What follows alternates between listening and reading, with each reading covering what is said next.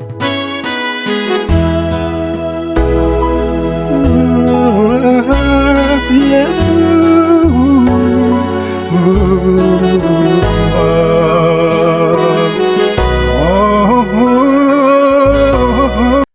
ወንጌል ማቴዎስ ምዕራፍ 25 ካብ 1 ክሳብ 13 ብዛዕባተን 10 ደናግል ኢና ንመሃር ዘለና። ኣብ ሻድሻይ ክፋል ድማ ወንጌል ማቴዎስ ምዕራፍ 25 ካብ 10 ክሳብ 13 ክርኢ ኢና። ወንጌል ማቴዎስ ምዕራፍ 25 ፍቕዲ 10 ክዕድጋ ምስከዳ እቲ መርዓዊ መጸ እተን ተዳልየን ዝጸንሓ ምስኡ ናብ መርዓ ኣተዋ ማዕጾ ድማ ተዓጽወ። ኣብዚ ክፍሊ 4 ዓበይቲ ነገራት ኣለዉ። ንሳቶም ድማ ቀዳማይ ክዕድጋ ምስከዳ፣ ካልኣይ እቲ መርዓዊ መጸ፣ ሳልሳይ እተን ተዳልየን ዝጸንሓ ምስኡ ናብ መርዓ ኣተዋ፣ ራብዓይ ማዕጾ ድማ ተዓጽወ ዝብሉ እዮም። ሓደ ብሓደ ክንሪኦም ኢና። ቀዳማይ ክዕድጋ ምስከዳ። እዘን ደናግል ኣብ ዝተፈላለየ ግዜ ዝተነገረን መልእኽቲ ውሑድ ኣይነበረን፣ ብዙሕ እዩ ነይሩ። ንኣብነት ኣብ ወንጌል ማቴዎስ ምዕራፍ 14 ፍቕዲ 21 ዘሎ እንተርኢና እቲ ትእዛዛተይ ዘለዎ እሞ ዝሕልዎ ንሱ እዩ ዘፍቅረኒ ተባሂለን ነይረን። ኢየሱስ ክርስቶስ ከፍቅርኦ ዕድመ ኣቕሪቡለን ነይሩ። ስለ ዝኾነ ድማ ንኢየሱስ ክርስቶስ ከፍቅርኦ ይኽእላ ነይረን እየን። ምኽንያቱ ድማ ንሱ ፍቕሪ ስለ ዝኾነ፣ ንሱ ለዋህ ትሑት ሕያዋይ ስለ ዝኾነ። በዚ መሰረት ትእዛዛቱ ክህልወንን ክሕልዎን ድማ ዕድል ነይርወን እዩ። ንሳተን ግና ጊዜ ስለ ዘይከፈላ ትእዛዛቱ ክውንና ኣይከኣላን፣ ወይ ድማ ፍቓደን ስለ ዘይከፈላ ንዕኡ ዝእዘዛ ክኾና ኣይከኣላን። ስለ ዝኾነ ድማ እቲ ከዋህልልኦ ዝግበአን መጠን ዘይቲ ከዋህልላ ኣይከኣላን። ይነቕሓ ስለ ዘይነበራ ብዛዕባ ህይወተን ዝገልጽ ንጹር ስእሊ እኳ ኣይነበረንን። ኣብ ከመይ ዝበለ ኩነታት ከም ዝነበራ ዝፈለጣ በቲ ጭራሕ ምራሕ እዩ ነይሩ።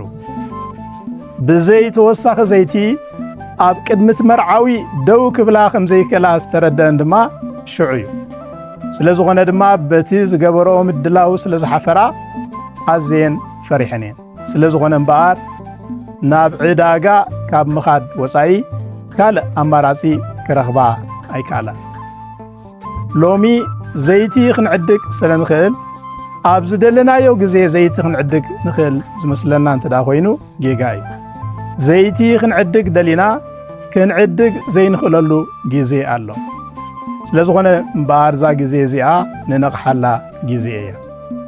ንዘክር ድሕሪ እቲ ጭራሕ ምራሕ ምፍልላይ ይኮነ እምበር ምስተን ለባማት ደናግልሲ ዓቢረን ክቕጽላ ኣይከኣላን። ካልኣይ እቲ መርዓዊ መጸ፣ እዚኣ እታ ናይ ንጥቀት ግዜ እያ። እቲ መርዓዊ መዓስ እዩ መጺኡ? ክዕድጋ ምስከዳ፣ ምፍልላይ ምስ ኮነ፣ እተን ተዳልየን ዝነበራ ጥራሕ ምስ ተረፋ፣ እቶም ክንጠቑ ዘለዎምን ዘይብሎምን ብንጹር ተፈልዮም ምስ ተፈለጡ፣ ብዛዕባ ንጥቀት ኣብ ሰማይ ውሳኔ ምስ ተወሰነ እዩ መጺኡ። እቲ መርዓዊ ከባቢ ፍርቂ ለይቲ እዩ መጺኡ። ስለ ዝኾነ ድማ እተን ደናግል ቀንዴለን ከየብርሃ ክቕበልኦ ኣይከኣላን እየን ነይረን ማለት እዩ፣ ጸልማት ስለ ዝኾነ። እቲ መርዓዊ ኣብ እዋን ሕፀ ብርሃኑ ከርእየና እዩ ናባና ዝመጽእ። ስለ ዝኾነ ድማ ናብ ጸልማት እዩ ዝመጽእ። ኣብ እዋን መርዓ ግና ነቲ ኣባና ዘሎ ብርሃን ክርኢ እዩ ናባና ዝመጽእ። ስለ ዝኾነ ድማ ብለይቲ እዩ ዝመጽእ። ተንዓያሱ ደናግል እምበኣር ከባቢ ፍርቂ ለይቲ ነቲ መርዓዊ ክቕበላሉ ኣብ ዝኽእላ ቁመና ስለ ዘይነበራ ናብ ዕዳጋ ካብ ምኻድ ወፃኢ ካልእ ኣማራጺ ኣይነበረንን ማለት እዩ። እዚ ግና ብመንጽርቲ መርዓዊ ዝመጸሉ ግዜ እንትረአ ኣማራጺ ክኸውን ዝኽእል ኣይነበረን። ናይ ዓቕሊ ጽበት ውሳኔ እዩ ነይሩ።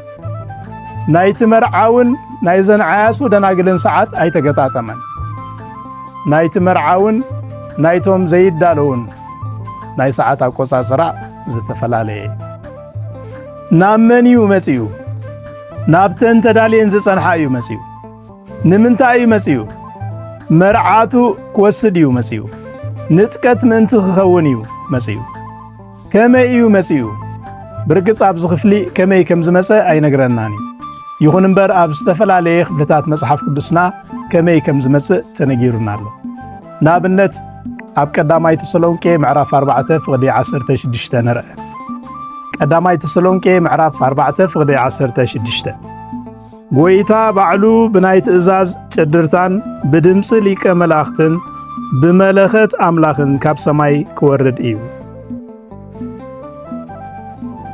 ሳልሳይ እተን ተዳልየን ዝጸንሓ ምስኡ ናብ መርዓ ኣተዋ እተን ተዳልየን ዝጸንሓ ተዳሊኻ ምጽናሕ ከመይ ኣሸጋሪ ነገር እዩ ተዳሊኻ ምጽናሕ ቀሊል ነገር ኣይኮነን ተዳሊኻ ምጽናሕ ከቢድ እዩ ተዳሊኻ ምጽናሕ ዋጋ ዝኽፍል እዩ ይኹን እምበር ውጽኢቱ ምቁር እዩ ይኹን እምበር ውጽኢቱ ኣዝዩ ባህ ዘብል እዩ ውጽኢቱ ናብቲ ኣምላኽ ዘዳለዎ ዕረፍቲ ምእታዊ እቲ መርዓዊ ናብቲ መርዓ ኣትዩ እተን ተዳልየን ዝጸንሓውን ናብቲ መርዓ ኣትየን እቲ መርዓውን እታ መርዓትን ሓቢሮም እዮም ናብቲ መርዓ ኣትዮም ቅድም ክብል ግና እቲ መርዓውን እታ መርዓትን ብሓደ ኣይነበሩ እቲ መርዓዊ ኣብ ሰማይ እታ መርዓት ግና ኣብ ምድሪ እዮም ነይሮም ኣብዚ ግና እቲ መርዓውን እታ መርዓትን ሓቢሮም ካኣቱ ንርኢ ኣለና ንምንታይ ንጥቀት ስለ ዝኾነ እዩ እቶም ብክርስቶስ ደቂሶም ዝነበሩ ስለ ዝተንሱ እዩ እቶም ተዳልዮም ብሂወት ዝነበሩ ድማ ስለ ዝተነጠቑ እዩ እቲ መርዓውን እታ መርዓትን ናብቲ መርዓ ሓቢሮም ዝኣትዉ ድሕሪ ንጥቀት እዩ ስለ ዝኾነ ድማ ናይቲ መርዓ ቦታ ኣብ ምድሪ ኣይኮነን ኣብ ሰማይ እዩ ኣብ መርዓ ድማ ድግስ እዩ ዘሎ እቲ ድግስ ዝድገስ ነቲ መርዓ ብዝምጥን መንገዲ እዩ ኣብ መርዓ ሓጎስ እዩ ዘሎ እቲ ሓጎስ ድማ ውጽኢት ርዝነት ናይቲ መርዓ እዩ ኣብ መርዓ ሓድሽ ነገር ምጅማር ኣሎ ኣብ መርዓ ሓድሽ ጎደና ምጅማር ኣሎ ኣብዚ መርዓ እዚ ድማ እቲ ኣምላኽ ዘዳለዎ ዕረፍቲ ምጅማር እዩ ዘሎ ራብዓይ ማዕጾ ድማ ተዓጽወ እዚ ኣዝዩ ከቢድ ነገር እዩ ኣብ ሰማይ መርዓ ኣብ ምድሪ ግና ሓዘን ኣብ ሰማይ ዕረፍቲ ኣብ ምድሪ ግና ነውፂ ኣብ ሰማይ ሰሓቕ ኣብ ምድሪ ግና ዋይ ዋይ እዚ ግዜ እቲ ከቢድ መከራ ዝጅመረሉ ግዜ እዩ እተን መዓልታት እንተዘይ ሓፅራስ ዝተባሃለ መከራ ዝጅመረሉ ግዜ ካልእ እዚ መርዓ ማዕጾ ኣለዎ ኣብ ዝነበርና ነርና ናብዚ መርዓ ክንኣቱ ኣይንኽእልን ኢና ናብዚ መርዓ ንምእታው ክንገብሮ ዝግበአና ምድላዋት ምግባር የድሊ ንዳለወሉ ግዜ ሎሚ እዩ ጽባሕ ኣይኮነን ዘይቲ ንዕድገሉ ግዜ ሕጂ እዩ ድሓር ኣይኮነን ሰዓትና ምስ ሰዓት መርዓዊ ነስተኻኽለሉ ግዜ ሎሚ እዩ ጽባሕ ኣይኮነን ካብ ድኻምና ንብርትዐሉ ካብ ውድቀትና ንለዓለሉ ካብ ዕልወትና ንምለሰሉ ግዜ ሎሚ እዩ ጽባሕ ኣይኮነን እቲ መርዓዊ ከይመጸ ከለዉ እዩ ምስ መጸ ኣይኮነን ማዕጾ ከይተዓጽወ ከለዉ እዩ ምስ ተዓጸወ ኣይኮነን ወንጌል ማቴዎስ ምዕራፍ 25 ፍቕዲ 11 ድሓር እተን ዝተረፋ ደናግል መጽአን ጎይታይ ጎይታይ ክፈተልና ኾታ በላ እተን ዝተረፋ ደናግል ተመሊሰን መጽአን እየን ዘይቲ ዓዲ ገንዴን ወይስኪ ዓደጋ ዝተፈለጠ ነገር የለን ይኹን እምበር ናብቲ ዝነበሮ ቦታ ዝተመለሳ እቲ መርዓዊ ክመጽእ ከሎ ዘይኮነስ ማዕጾ ምስ ተዓጸወ እዩ ናይ መርዓ ሰዓት ኣይኽበራን ስለ ዝኾነ ድማ ካብዚ ፍሉይ ድግስ ካብዚ ክቡር ሓጎስ ወፃኢ ኮይነን እምበር ናብዚ መርዓስ ከኣትዋ ኣይከኣላን ናብቲ ኣምላኽ ዘዳለዎ ዕረፍትስ ከኣትዋ ኣይከኣላን ብጾተን ኣብ ሰማይ ንሳተን ግና ኣብ ምድሪ እዚ ንኽቕበልኦ ኣዝዩ ከቢድ እዩ። ስለ ዝኾነ ድማ ጎይታይ ጎይታይ ክፈተልና ኾታ እናበላ እምሕፀና ጀሚረን ከምቲ ብጾተን ዝተነጠቓ ንሳተን እውን ክንጠቓ ማለት እዩ። ዕጫ ናይ ብጾተን ናሃተን ዕጫ እውን ክኸውን ማለት እዩ።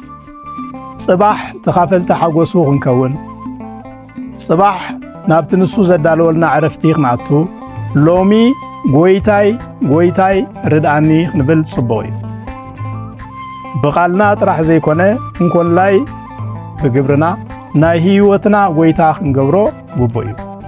ማዕጾ ምስ ተዓጸወ ጎይታይ ጎይታይ ምባል ግና ፍረ ዘለዎ ነገር ኣይኮነን።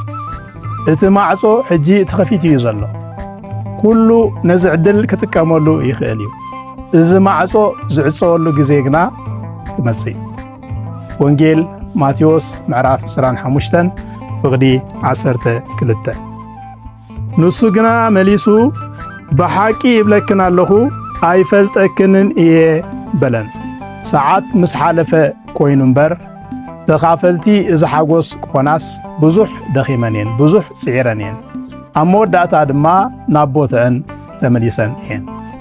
ይኹን እምበር ዝሰምዖ መልሲ ኣዝዩ ዘሰንብድ እዩ ነይሩ።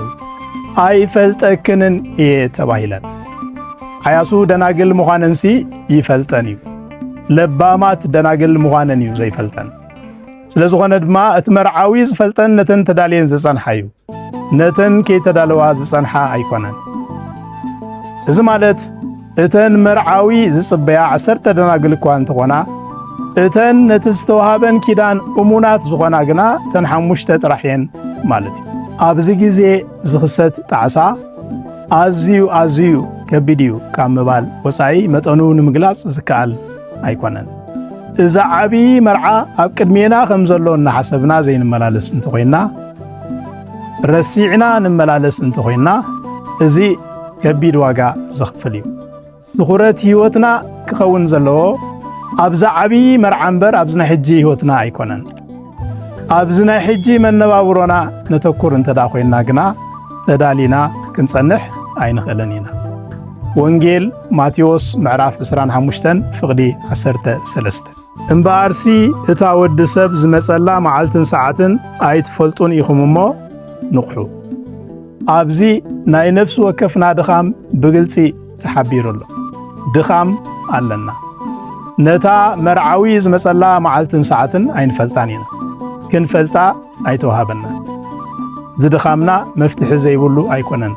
መፍትሒኡ ተነጊሩና ኣሎ። ንሱ ድማ ነቒሕኻ ምጽባይ ነቒሕና ከይደቀስና ተዳሊና ክንጸንሕ ንኽእል ኢና። እዚ ምስቲ ነታ መዓልቲ ምፍላጥ ማዕረ እዩ። ነዛ መዓልቲ መርዓ እምበኣር ምድላውና ወዲእና ኢና ክንጽበያ ዘለና።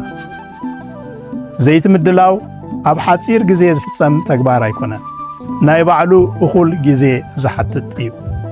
ነዚ መርዓ ዘብቅዓና ዘይቲ ክነዋህልል ንኽእል እምበኣር ቀዳማይ መጽሓፍ ቅዱስ ነዘን ደናግል ዝተጻሕፈ መልእኽቲ ምዃኑ ክንርዳእ የድሊ። ካልኣይ በቲ ኣብቲ ቓል ዘሎ ዘይቲ ጢናና ማለት እውን ልብና ከመይ ከምንመልኦ ክንፈልጥ ኣለና። ኣፍታ ዝደሓናላ እዋን ካብቲ ምስ ህይወትና ዝሓበረ ቃል ዝተላዕለ ኣብ ቀንዴልና ማለት እውን ኣባና ዘይቲ ኣሎ። እዚ ግና ነታ መዓልቲ መርዓ ዝኣክል ኣይኮነን። ኣብ ጢናና ተወሳኺ ዘይቲ ክንሕዝ ኣለና። እዚ ኸዓ ብቐጥታ ምስ ምንቃሕ ዝተኣሳሰር እዩ። ኣብ ጢናና ንሕዞ ተወሳኺ ዘይቲ ውፅኢት ምንቃሕ እዩ። ናይተን ለባማትን ዓያሱን ደናግል ኣፈላላይ ዘሎ ኸዓ ሓደ ኣብዚ እዩ። ቀዳማይ ጴጥሮስ ምዕራፍ 2 ፍቕዲ 2-3 እግዚአብሔር ሕያዋይ ምዃኑ ጥዒምኩም እንተኾንኩምሲ ብኡ ንምድሓን ምእንቲ ክትዓብዩ ከምቶም ሕጂ እተወልዱ ሕፃናት ነቲ ሕዋስ ዘይብሉ መንፈሳዊ ጸባ በሃግዎ። እዚ ነተን ደናግል ዝተነግረ ቃል እዩ።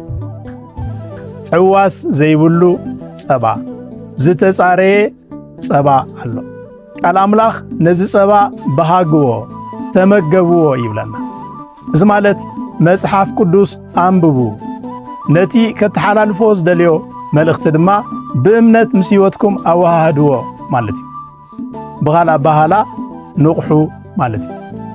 እዚ ብመንጽርተን 10 ደናግል ክንሪኦ ከለና ብመዓልቲ መርዓ ክትደምቁ ክትበርሁ ዝገብረኩም ዘይቲ ካብኡ ክትረኽቡ ኢኹም ዝብል መልእኽቲ ኣለዎ። ሻድሻይ ክፋል እዚ ይመስል። ሻሎም